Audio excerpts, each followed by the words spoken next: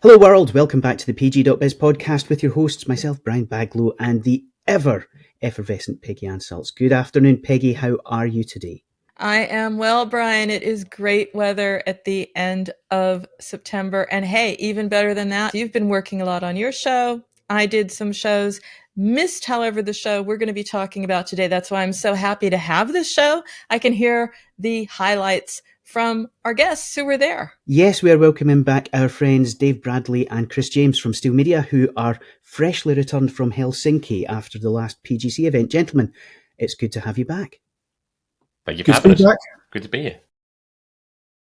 So, PGC Helsinki was one of the originals. How was it this year? It was one of the best, actually. It was really busy. I think it's like, 1,200, 1,250 people, really buzzy. And the feedback's been incredible, actually. It's been really lovely. So it was really lovely to be back there. It's always good to be in Helsinki. And we're very happy, all told. Really, really nice vibe. Lots of things going on. We were doing some new things there as well. It was a good mix of old and new because we were back in one of our, as you say, in Helsinki. We've been there since 2014, so it's coming up to celebrating our 10th anniversary of doing these shows next year. And we were back in the original venue, but we were doing some new things as well. I mean, as well as some of the hot topics, like we had an AI track and that kind of thing. We also ran Games Factory Talents in partnership with Games Factory Talents, which is a careers organisation in Finland. We ran a recruitment fair, a career zone, so we had that going on as well, which was a new thing for this year, and that I think went very well. It's sort of in response to the fact that there's been some, in the games industry, some tough times, some layoffs in some areas, and lots of people looking for work. Not to mention all the latest generation of recent graduates looking for work as well. So we were pleased to be able to put some space aside for that at the venue, which was good. We used one of the rooms for that. And, we also tackled some other topics. We were able to look at things like alternative revenue models. That was one of the things that we did. We had some talks about blockchain and Web3 as well. So there was plenty going on, both old and new. But it had, as Chris said, really, really nice vibe. Really felt good. And you really get a sense that when we run Pocket Gamer Connect Helsinki, it's an opportunity for lots of people to come out and do things around it. So we had sort of lots of fringe activity. Loads of other companies ran parties that week, creating a real sort of festival fringe vibe, I think. We ourselves throw a party on the evening of the first day of the conference, but on the way there, I stopped off at somebody else's party, We went over budget in our party. We love the Finns. They're lovely people. Really, it's not the reputation they have, but they're very, very warm, very open and kind of sharing. I know when you first meet a Finn, that's not the impression you get. It's like, God, this is going to be tough going. But they are, once you get, beyond that kind of initial share, they don't waste words necessarily, but they really great ecosystem. I think it's one of the best, most welcoming, most sharingest, I guess, and supportive ecosystem. When we first set up PGC, one of the inspirations was the IGDA meets, where I'd been a number of times, done some mixes and events with them, and seen like the CEO of Supercell or Rovio bigwigs sitting there talking to each other about their games, which, like, can you imagine, Activision and EA sat in a room going, this is our new game, what do you think? Crazy.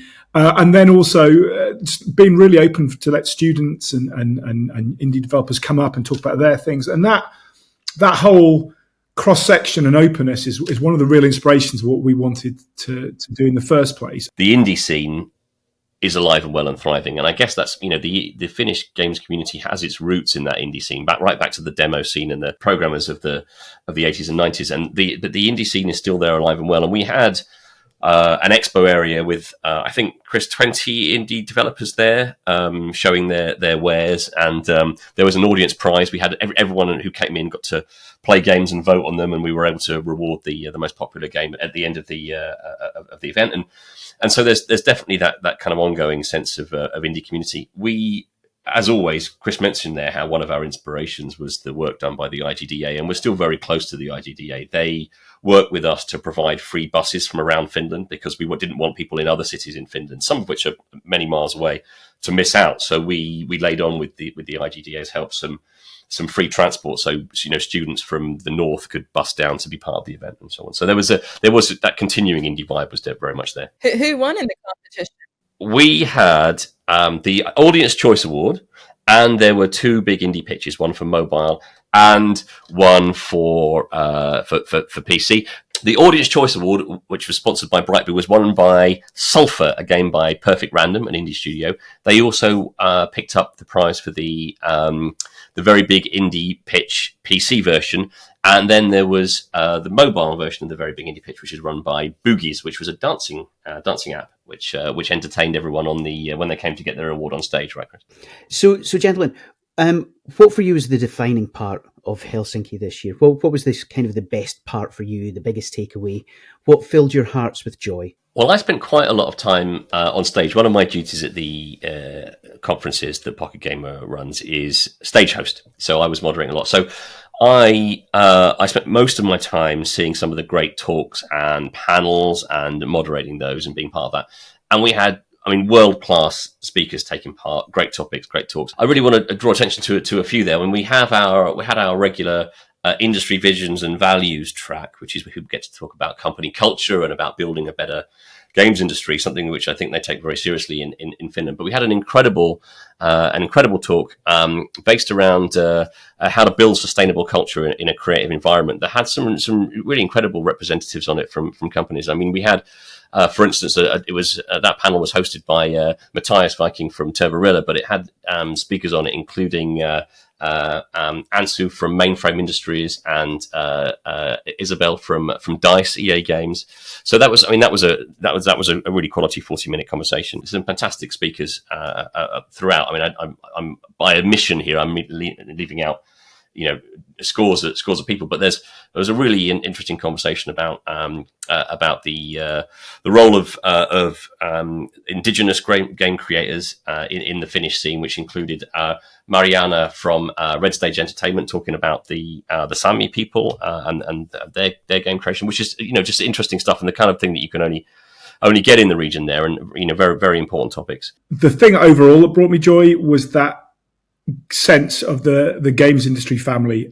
When I know we're doing a conference right is when it feels like that, when everybody's got a bit of a smile on the face. That was definitely there, so that made me personally happy. In terms of the content, the bit I really enjoyed, and I was hosting again at the start, I was there, was was just hearing the Finnish stories. So we had Metacore Games, hugely successful at the moment. We had Nitra Games listed business. We had Fingersoft talking about their story. We had Critical Force, Veli-Pekka talking about his rise and fall. It was and because it's Finnish, it's very candid. People share data. People share the time they almost went bankrupt and they fired their CEO because they didn't really get on with him. And it's really honest. And that was really good, definitely worth watching because they're very candid about things. So that, for me, in a way that I understand why people aren't often, because especially in American culture, very much more about success, celebrating our success, and we're impenetrable and we never lose. And really, the reality about games industry, any business, but mainly games is tough, right? People, you're going to fail and go the wrong way more times than you go the right way. And it was really interesting seeing Metacore talk about some of the mistakes they made and how they identified their audience. And Fingersoft talked about the whole history of their studio and how they'd grown from. And one of the things he said was the best thing ever. He said, the best way to make a successful game studio is to make a failed game studio first. So he basically said, that was the second business, and they'd both been in a thing that's lost money and went nowhere, but they'd loaned so. And I've seen that time and time again in terms of successful companies and entrepreneurs who've kind of got all into something, got it completely wrong, and then licked their wounds, come back and learned from it. One last thing I have to say, because I was also chairing the investment track, which was pretty down, again, very candid, a little bit downbeat. All the VCs going, it's very hard to make money in mobile. And I'm going, okay. And you know what I'm like a bouncy bunny. So I'm coming up there. I've got the third talk on the track, and I do this thing where I overview all the trends and how it's going and what an incredible 25-year history we've got. And look at all this money spent and all this money in the sidelines and big potential. And right in front of me, I had two guys going, it's over for mobile. There's no money in it anymore. And literally giving the most dour thing. And I had to, and they were good people like Joachim, Ikran, there was a guy from Sisu. They were proper VCs that had been successful and been part of it. And I had to come on as you do my intro bit third and to try and go, okay, folks, you've heard from the experts. Now here's the court jester to tell you why it's not all that bad. So that kind of stuck with me. I don't actually agree with them. I know VCs tend to be, wow, it's the next big thing or it's all over. And that's why they pour money into Web3 and that's AI and then something else.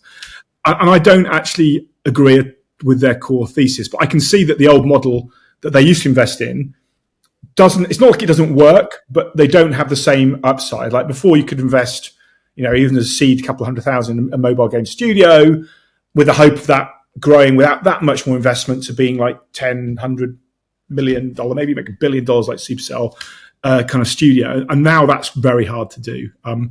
That doesn't mean you can't be successful in mobile games. It just means for VCs, it's a bit of a less interesting space right now. But, Helsinki is the spiritual home of mobile gaming, and there has been a bit of a sense that with rising costs of user acquisition and the step away from IDFA, which makes data harder, that there's been a little bit of a sense that mobile is under siege. Do you think we came away from Helsinki thinking that, mobile was? I think that's the tone the VCs came. I think that's the tone that the VCs offered, that some of the hardcore investors, not necessarily the angel investors. I'm in a couple of angel investment groups, and I don't sense people are not still doing the same things they were doing before. I think what the tone I got from it was you have to do something different. You either have to stand out with a new gameplay, or you've got to think a bit more about how you're going to market and maybe a bit more realistic about the fact you're not just going to be able to raise loads of money for nothing and pour it all into UA and it will do okay. Because borrowing money and getting money to invest into UA and stuff is more expensive. And as you say, Dave, IDFA's come along.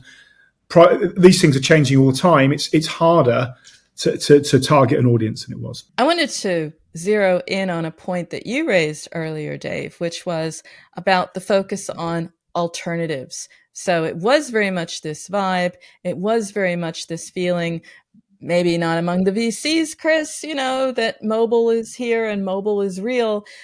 And they're looking for alternatives because they believe in that. What kinds of alternatives were they discussing? One of the hot topics that keeps coming up at our Pocket Gamer events is how else do you raise money from games? How else do you monetize games? So, it's around conversations like subscription models. Of course, Apple Arcade is a big one, but Netflix has entered the chat, and remember they purchased Next Games in Finland, right just up the street from where our event was hosted. Actually, in the center of Helsinki, Next Games is now part of Netflix, and Netflix have a subscription model where you can pay a monthly. So rather than the traditional way of paying a premium price to download a game or getting a game for free, the free to play revolution was huge in mobile for so long.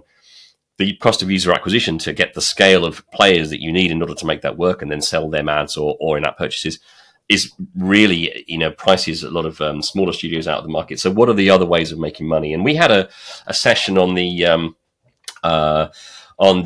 morning of day 2 there talking about alternative revenue streams. And we have to consider things like about subscription models, about ways to raise money with alternative payments, also alternative methods of advertising in games as well. Whether or not the older kind of interstitial ads are the way forward, or whether a lot of we need to be looking at things like audio ads and stuff like that. Now there's talk about that. So that's kind of really where the alternate revenue models come in. But just since you kind of prompted there about alternatives, I should say that one of the other things that we've done increasingly at our events, including here in Helsinki, is make sure that there is a stage that gives space to PC gaming. And blockchain games, PC games. I've always been a PC gamer back from very early on. I mean, Chris and I met in the 90s working for a PC magazine, so that's my background. But mobile has been the dominant platform in games for a while now. But I get a bit of a sense that a lot of indies, particularly, are moving away from the mobile free to play model and experimenting again with PC games. And also cross-platform play, absolutely huge number of people. That's another takeaway that comes out of the last couple of Pocket Gamer Connects that we've seen people talking about the ability to play a game across both mobile and PC and console platforms. So that's why we have a PC indie pitch at our show now. Why there's a big screen gaming stage at the event for people to come and talk about PC development. Although mobile remains our bread and butter, these kind of changes in the market have made it, important that we welcome other strands. So Pocket Gamer is now also, we have half a day dedicated to PC gaming now as well. So that's in there too. I mean, I think it has been for quite a long. We actually ran PC Connects and XR Connects and Blockchain Connect. We've been doing it for quite a while. XR Connects, that's right, in San Francisco. Mobile is our heart, and I guess if you call yourself Pocket Gamer, people understand that. But we run PC, aside from PG.biz, run PC Games Insider and Beyond Games and Blockchain Gamers. So we care about these things. Cross-platform is the hot topic right now because the ideology there is literally like, we're not quite sure how we're going to monetize it, but if we build the brand, maybe mobile's the bit that builds the brand and gets players, and then we can somehow make more money out of them on PC or console, or maybe we build a brand on PC and console and Steam where it's maybe easier to market, and then people come to it in PC. If you look at things like games like Genshin Impact, incredibly successful on mobile, it's absolutely stormed it, and it was a mobile AAA game really. And then has gone on to PC and console and is now very much cross-platform. I know. Just to agree with you, Chris, Marvel Snap, which is huge and we're picking up all the awards on mobile, launched on PC Steam while we were in Helsinki, completely coincidentally. They didn't launch it at our They end. launched it there. They put all the Marvel characters in to launch. It was very nice. It was a great show. It was fantastic. It was, but completely coincidentally, Marvel Snap launched on PC on day one of our event around that same week. So that was a topic of conversation too. But yeah, exactly that same crossplay, and that's precisely just reaching more people. I mean, being where the gamers are, right? I think, and although Marvel Snap is great on the phone, the fact that you can play crossplay and you can be playing people who are playing it on their desktop, on their desktop PC is it makes a lot of sense. The other interesting thing for me was a lot of talk about IP and how IP can help you circumnavigate the need to spend so much on marketing and target users because you've already got an audience with that brand. Now that can go badly wrong and it can go really well. And one of the really most interesting guys, really vocal guy, actually, I chatted to him afterwards, who's there, he spoke about his own stuff, but he's also asked questions on the panel. Was a guy from La Liga, right? So he was La Liga is the Spanish Premier Division, Premier League, effectively, for people that know football. So why is he at a games conference in the Nordics? Weird. But he's from La Liga Nordic, and they're really seriously looking at how they can use mobile games, both for revenue, but also for kind of brand extension. The same with the Premier League are actually doing very similar things. So, and I'm sure other leagues as well. This is quite an interesting thing that more and more brands and IPs are either partnering with games companies or seeing themselves that they want to be in this space, whether it's to make money or just to connect. And that, talking about different ways of doing things, that kind of brand thing, it's not a brand new thing, but it's definitely a topic that's coming up again as marketing gets harder. We've talked about that on the site a number of times, and we've got a number of partners who have spoken at previous PGCs about areas like brand takeovers and dropping Transformers into a completely different game. And it seems to be one of these areas that I think more and more IP owners, brand owners are starting to take seriously, because it kind of, there's no risk to them outside reputational. And if you've got a game as big as Genshin Impact, or you've got a game as big as, some of the mobile leaders, the $1 billion club, you can reach an entirely new audience relatively cheaply. And it can be any brand. Like right now, one of the biggest games in the mobile is Monopoly Go, right? So Monopoly is hardly a new, exciting brand. It's a well-known brand, but that they've turned that into this kind of coin mastery kind of game that is huge. And that Scopely have done that with Yahtzee before. I mean, they did Star Trek and Marvel as well, but to utilizing brands smartly, and they sold for 4.9 billion, so that worked for them, right? But it was So, and you're right, as you say, any brands of any kind doesn't have to be just like the super hottest Marvel or DC or whatever. I have to say, Brian, I'm really excited because, surprise, you may have seen we have Lydia Jam City next coming up, talking about Jurassic World, right? Jurassic Park, the movie's 30 years old, the game's 5, and how that's evolving. So we've got a great topic here. That's just exactly it. How do you wield this powerful IP, and what ways can you make money with it? It's almost as though we plan these things, Peggy. It's ridiculous. So the next stop on the PGC juggernaut globally is coming up very shortly, and it's Jordan. So tell us a little bit more about what you have planned there, because obviously a very different region, very different culture. The thing about this is the Middle East is the hottest market, not just temperature wise in terms of outside, but it is the hottest market in the games industry, bar none. It's the fastest growing in 2022. It's predicted to be the fastest growing in 2023. Obviously, there's different parts of that. You've got stuff going on in North Africa and Egypt. You've got stuff going on in Saudi and Dubai and the Emirates. But this is the fastest growing, and it's not just revenue wise, it's in terms of population. Their gaming population in this market is going to grow over 12% this year. And these are new gamers coming on stream. These are new players. This is going to be the total predicted. This is by Newzoo. I don't make this up. Was 577 million players. People are coming into games, and these are new audiences coming into games, typically via mobile, not always, but typically in a big way. So really, in a time when the global market has had its first contraction last year and is a little bit tough here and there, and people are laying people off a little bit and slowing projects. It's insane. It's absolutely insane not to at least be looking over what's going in this space. The reason you'd come for Jordan, Jordan's like a gateway to this whole region. It's a very easy place to get to, lots of flights, very easy, no visa issues. It's a friendly state to get in there and meet the local studios, but also get to meet people from Saudi and Egypt and kind of Dubai and across the region, and to see what's going on the ground and to learn for yourself. This is an opportunity. This is open to anybody. This is a great opportunity to come over. Also, you get to go to Petra, and it's in the Dead Sea. So you get to if you've never been to the Dead Sea and fancy a bit of floating in the Dead Sea, the whole mud pack thing. That's how I stay so young. I'm 87. Look at this is what I do. So that, and I'm visiting one of the wonders of the world, plus I'm visiting now one of the wondrous developing parts of the games industry.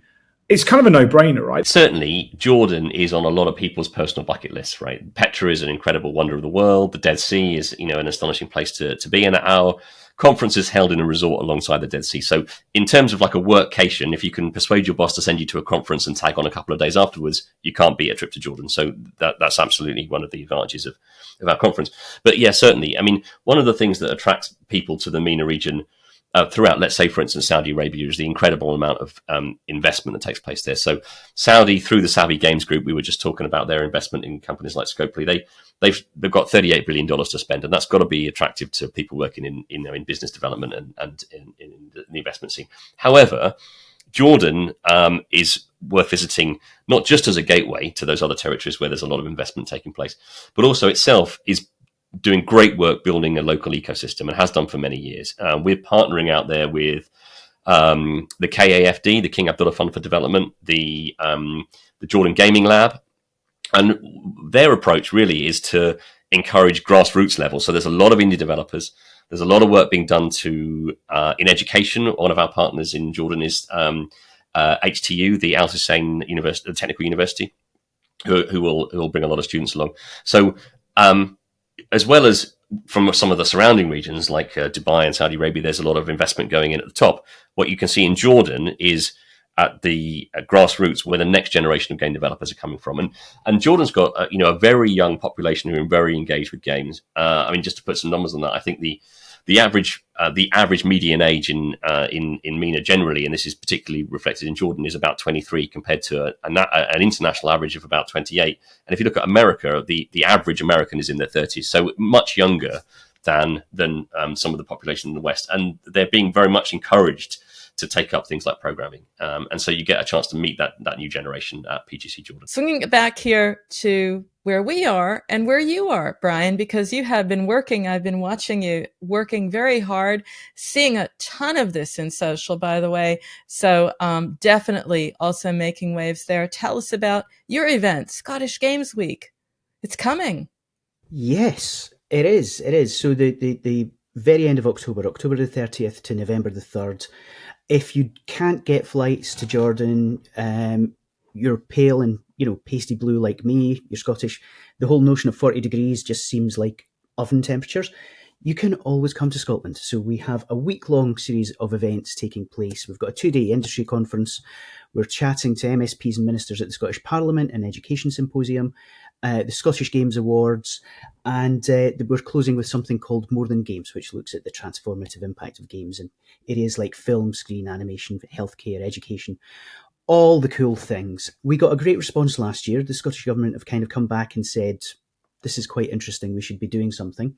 Hence all of the comparisons to Finland. So I'm going to see what they've done. That.